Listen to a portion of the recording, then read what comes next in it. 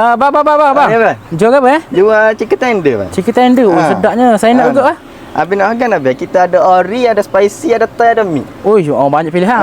Abang buat lah bang. Saya nak ayam paling special. Okey, boleh, bang. Besar-besar ayam dia. Ya, bang.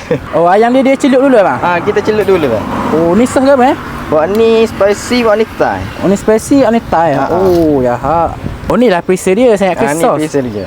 Oh, kena celup dulu kita celup dulu. Oh, marah bang. Oh, celup bang. Sampai merah. Celup. Ni kat kapal mana bang? Di Kampung Banggu, bang. Dia kedai Eli Baba.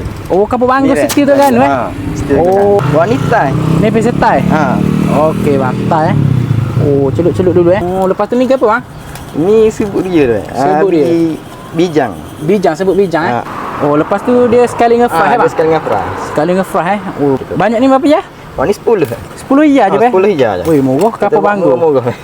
Oh, lepas tu dia makan dengan sos ke apa bang? Habis boleh pilih ada garlic, ada cheese. Oh, dua ni dua. Saya nak dua-dua kena add on boleh add on. Saya nak dua-dua add on. Okey, siap bang? Okey, siap dah. Selain guna ada apa lagi? Kita ada air guti. Air guti. Air bala. Air bala. Cuti ke apa cuti? Cuti hari Jumaat. Buka pukul 11 sampai habis. Nama kedai ke apa Pek Chicken Tender. Pek Chicken Tender. Okey bang, terima kasih. Okey, terima kasih.